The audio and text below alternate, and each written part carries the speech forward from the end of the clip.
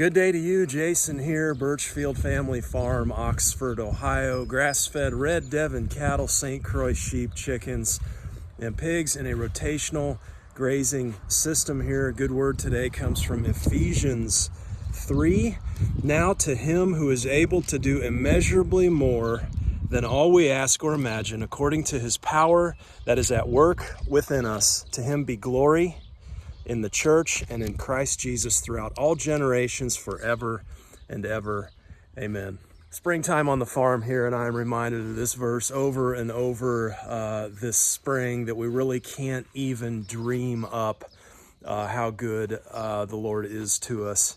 And he remains that way, remains the same throughout all generations. But just reminded of the little things, right? Like trying to start sugar maple seedlings. We tried that, save some seed in the fall, and then put those, potted those. And of course they need to stratify, and we didn't get it right, so nothing germinated, and oh well. Walk out to the pasture underneath the maples this spring, and there are saplings everywhere. Nature did it all by itself. Imagine that. And there they are, just ready to be dug, or whatever we wanted to do with those. Spring lambs are bouncing about everywhere here. The ewe that you didn't expect to do much, and here comes triplets. Calves, over and over this verse. I see this in practice here every day. So be encouraged today. God is good. Okay, we have been off the tubes here for quite some time. The last video we did was on our stockpile grazing, and we're going to get out there and take a look at that field. I want to give you an update on that for those of you that I know there were some of you following that really close and interested in that. We need to get a cattle move done here. We need to get a sheep move. Mama ewes are with lambs right now, and it's going to be chaotic to get them moved, but it needs to happen here. Let's get out here in the field with the cattle, and we'll talk through this. Okay, so believe it or not, we are second time through the rotation here. We did the first time with sheep. Hey, what are you doing over there? A little booger. Snuck out and getting some shade over there, so we'll bring him back. That's telling me here we've probably got some grass in the wires here that needs trimmed back. Man alive, never a shortage of stuff to do there in the spring. How you like our little calf there? That's out of Emma, little heifer calf. She's three weeks old now, maybe a little north of 3 weeks actually. Time's getting away from me here. This is the first time through the rotation with cattle, and you can see they're getting this eaten down. We should be moving faster than we are. Lambs have kind of had me hung up here, so yeah, they're honking, they're ready to move. We'll mess with that little guy in a minute here. Let's get this gate opened up and get them going. Come on, Moose. Come on, Moose.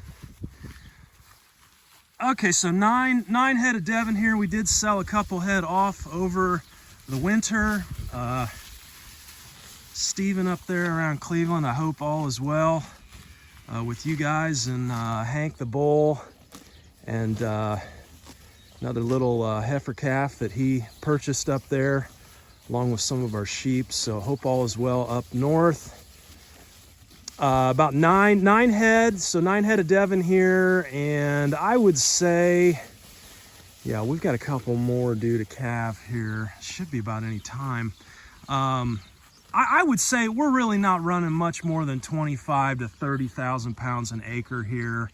You see this new quarter acre. Of course, everything right now is just amazing. Grass, we're right in the middle of the grass explosion.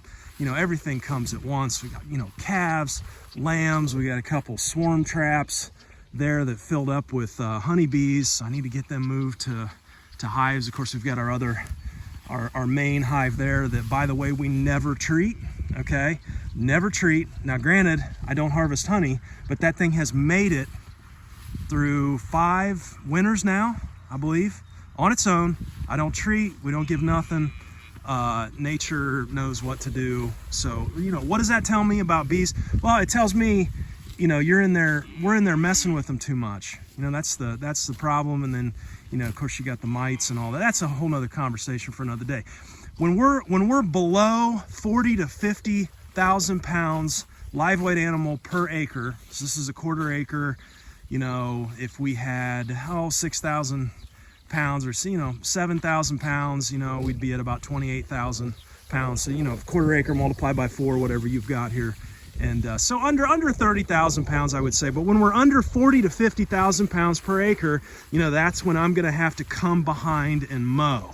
Now, probably not going to do that this time of the year. I'm just going to we're going to try and skip them quick here, you know, if we can keep up with it. Okay, now here's the art here. This guy is pretty finicky. He's just at that age, right? That teenage stage where we've all been there, right? Let's see if we can get this gate opened up here. But we should really mow behind them at least, you know, a couple times a year, just to knock back those undesirables. Look at the purple martin. Put a couple houses up here. Swallows. Oh yeah, love it. They'll dive bomb the cattle. Oh hey, look at that. You're gonna do it for me. I don't even have to open up the gate. Okay, so we gotta trim up some grass here and get those wires hot again. Look at that little calf. She's about lost in that stuff. But anyway, so, you know, I do prefer a multi-species graze, getting sheep and cattle together, you know, getting that live weight up there, preferably above 50,000 pounds to get a nice graze. It's always a balance between animal health and pasture health, though. And like this time of the year with sheep, you know, we've got lambs out there that are, you know, a day old. And so, you know, I'm not going to be running them in here with cattle. We lambed a little bit in the beginning of the season with cattle, and cattle were kind of coming over and sniffing the lambs. And I thought, man, you know, lambs were lying down. I thought one wrong step with a cow hoof, you know, on a lamb, and that's going to be it, you know. And I don't know, probably worry a little too much, but we did end up separating here for now, and then we'll get some sheep back with cattle eventually.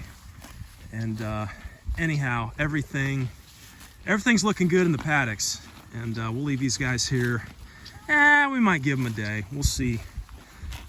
Let's see how it goes. Okay, so about 50 ewes here. We've got about 60 lambs on the ground almost right now. Still have some first years to go yet. Basically, I want to get them moved, and before I get into this, Sam is not here today, so I don't have overhead shots to share with you in real time, but I'll have him get some when he's here later, and I'll patch those in. We basically need to get these 50 ewes and 60 lambs, 110 head of sheep here, moved from this. We call this the pond pasture. There's a pond over there. We need to get them moved over to the windmill pasture. And that's kind of what I wanted to talk about today, is that windmill pasture. That's where we did the stockpile. And man, look at those boys there. Whew. Everybody's less than like 2 weeks old here. Or they could be a little more than 2 weeks. We're about 2.5 weeks into it here. And we had a pretty tight season. Everybody, you know, dropping really kind of within 2 weeks here. Still have some more to go, but what's up?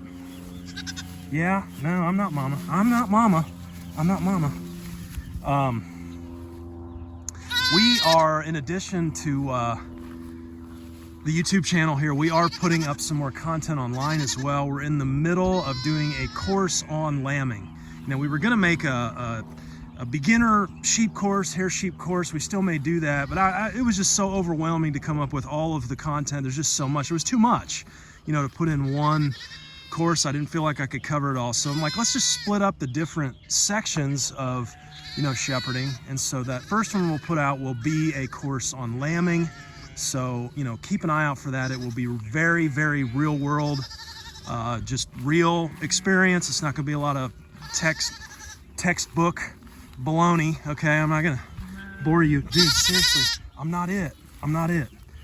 So this is one of the reasons we tag at a day old, is because I can look 56 and I can look that up and find exactly who mama is, but she's probably calling this guy. Oh man, you're a chunk, aren't you? He's getting plenty to eat, so mama's definitely interacting with him. Okay, so B2156 goes with Piggins. Hey, You just need a break from him or what, huh? Yeah, there we go. Go nurse, bud. Yeah, there we go. Those boys are hitting the milkers. All is good. Now, you don't have to do that. They'll eventually, especially a ram that size, he'll eventually find mama. They'll call to him. I think, what happens is the lambs get milk, they take a milk nap, they lay down and snooze, and then mamas wander off trying to find food and graze. And a lot of times they'll just get, quite a ways away. Well, then the lambs wake up and, oh my gosh, where'd mom go? I'm hungry. So then and a lot of times mama doesn't always call back right away. I think she kind of needs a break. But anyway, I like to tag. That's something we cover in the course as well. Just the tagging process, record keeping, metrics, on lambs here. But I do like to tag, within usually that next day after they're born. And, a lot of times you get a deceased ram or a deceased lamb, and it might be a twin or a triplet, and maybe mama's content with just one. And so she is not really responding to that other one, and then you come out and you just show up and you find it deceased. Well, who does it belong to? So we've tried not tagging in the past, waiting, because it puts a little bit of stress on those lambs, piercing their ear. I don't really care for it doing that early, but we do get birth weights, and anyway, having a tag and an ID, and then matching that, keeping track of that, and matching that with the ewe it just comes in handy. It's just helpful, especially like that when you find one separated, you can kind of put them back. Makes me feel good anyway, right? Let's get over here and check out this pasture where we stockpile grazed. Okay, out here on the stockpile grazed field, we are coming into mid-May here. We spent 80 days on this doing our stockpile grazing over the winter. Conservatively said that we grazed about half of our Ohio winter here on this stockpile. I think we said about 15 animal units, sheep and cattle, mixed in, and we ended up on January 24th. I'm just gonna kind of walk through here and show you. This has just bounced back.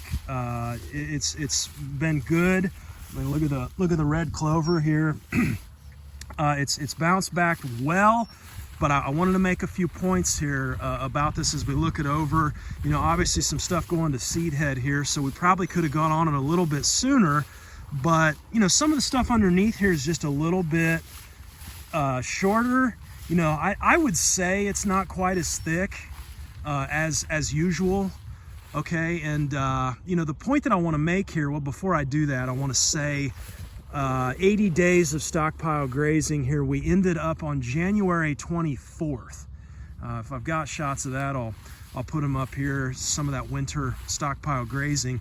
But animals did okay. Coming through that, we saved a tremendous amount on hay costs and labor, and also put down a lot of manure. We talked about that, and I'll tell you, we came out here in like March. It was relatively difficult to find a cow pad. It's like everything is kind of gone. You can see this spot here. I'm not sure if this is going to show up, but here's my shoe, and it's it's a little thinner in spots. Okay, so I did not want to come back on this too early, and it's been 108 days since we got off this. So 108 days of rest. Now, obviously that rest was through February, March, April, and part of May here. But it did bounce back. We do have a lot of good stuff in here. I don't think it's anywhere near as tall as it would be as if we hadn't stockpile grazed it. So the point that I want to make, and what I want to say to those that are thinking about doing this, you definitely have to let this go a little bit longer in the spring. Okay, but that was the purpose of having that. You can see the mama ewes and the lambs over here. That was the purpose of having this pond pasture. We did not touch that all winter, and so we came in and lambed on that. I had originally planned to lamb over here, in this windmill pasture, and just got to looking at it and kind of made the decision, like, you know what, it's just not, it's not popping back as early as it usually does. And so I think in my area, you know, doing this, if you're going to pull off the end of January, you know, you're going to have to give it until about Mother's Day before you're able to kind of come in and reintegrate that, you know, into your rotation. And so, but you know, we had kind of two halves when we did this as well. You know, I'm in the half up here that was longer, and then this half back here we cut shorter. You know, very thick down here in this valley. You know, that is another point I should make. Is, you know, speaking of this valley, this is going to hold more moisture down in here. We did have a period of time through the spring here where we got pretty dry. Definitely drier than normal for spring here. And so, yeah, you kind of get down here in this valley, and it does get a lot thicker, it seems like.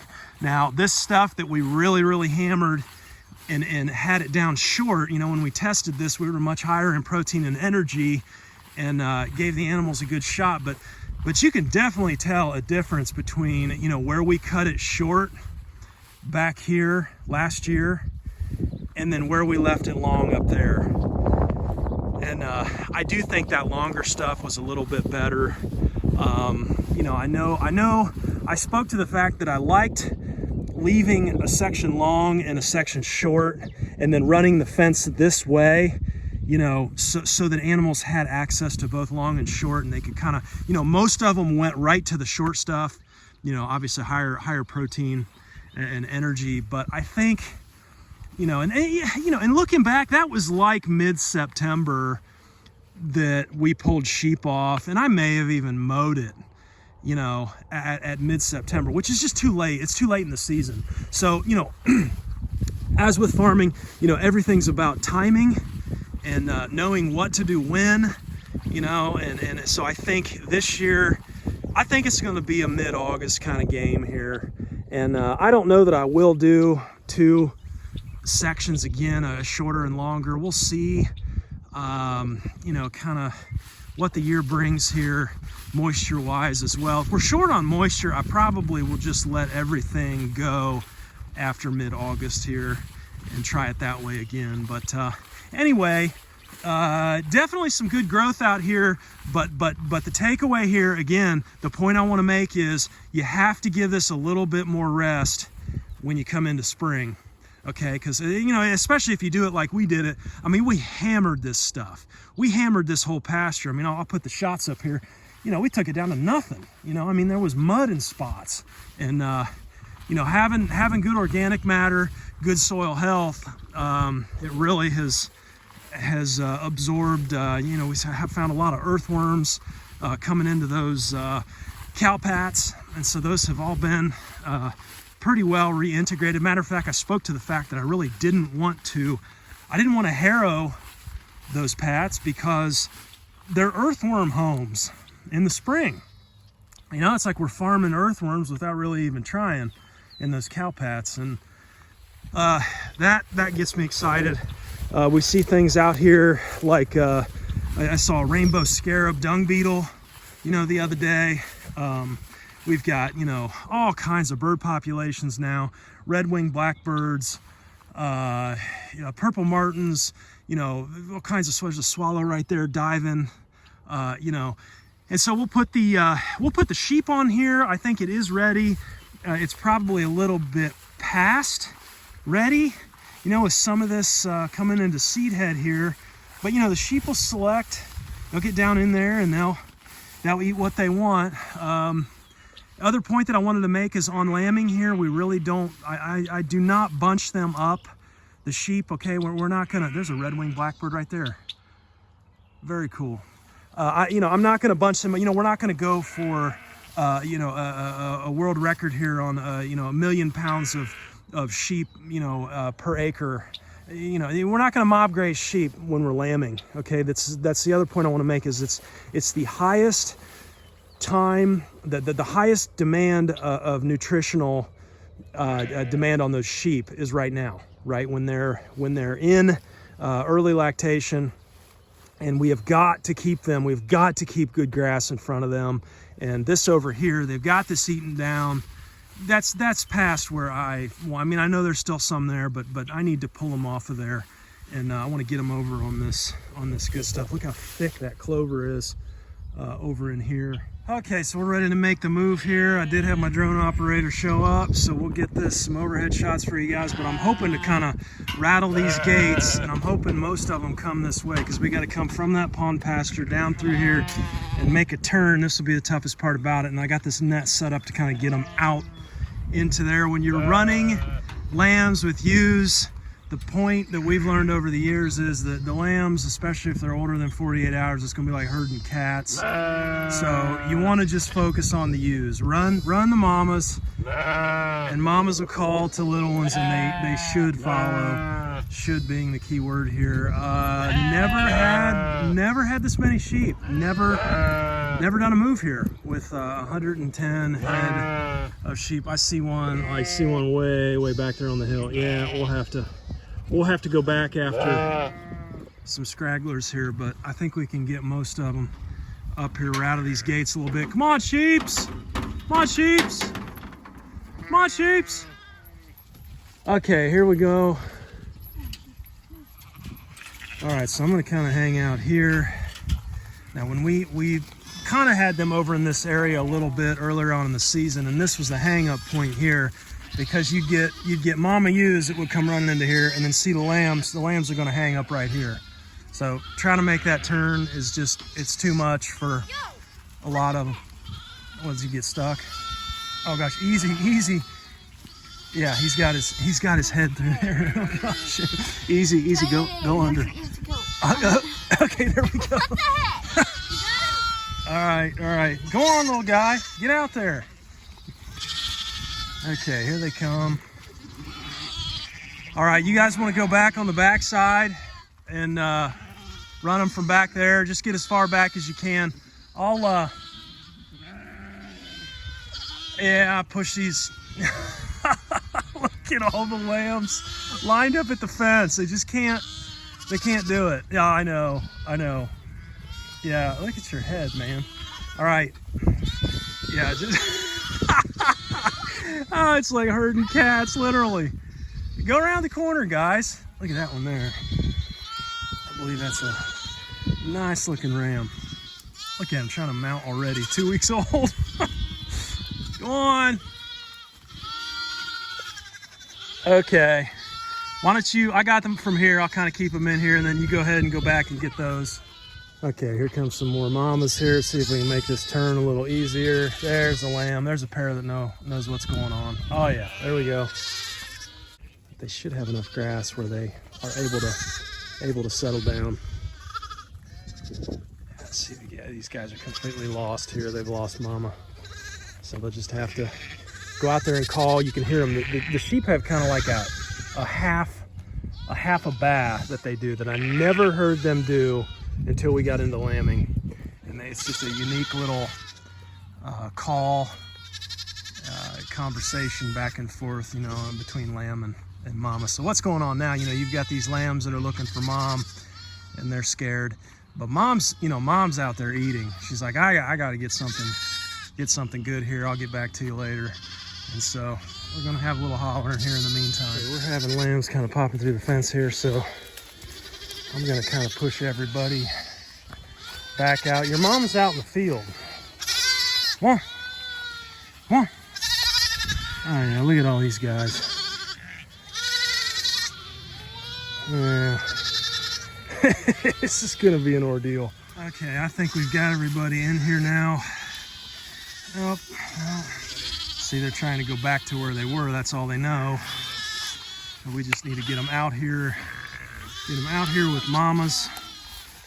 Yeah, why don't we see if we can run them away from that fence.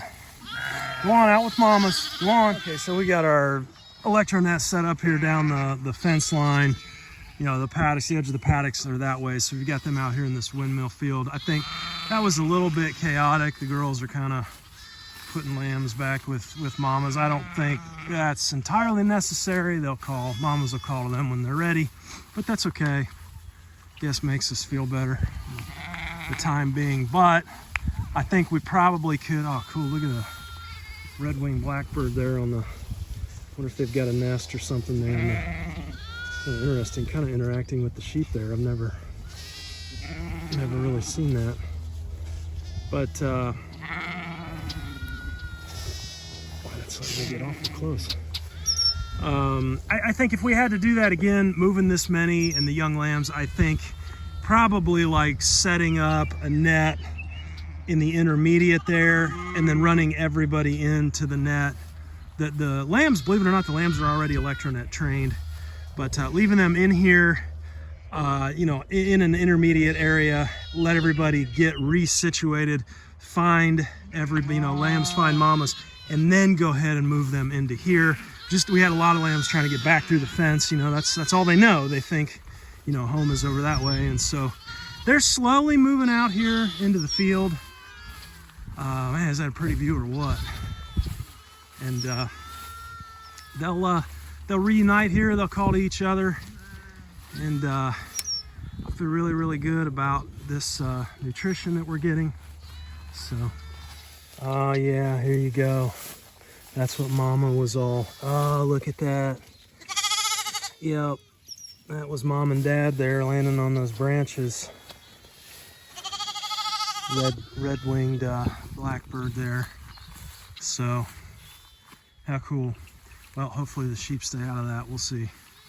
Okay, about an hour or so later here, and everybody's ventured out into the field there. Sounds like I still got one mama calling there, but everybody's pretty much settled down for the most part. I think everybody's kind of reunited, found everybody. Just takes them a little while to get sorted out. You know, we kind of go through this in the evenings as well. They've got this time, and we call it the zoomies, where the lambs just get crazy, run around, jump straight up in the air, and it's really, really fun to watch.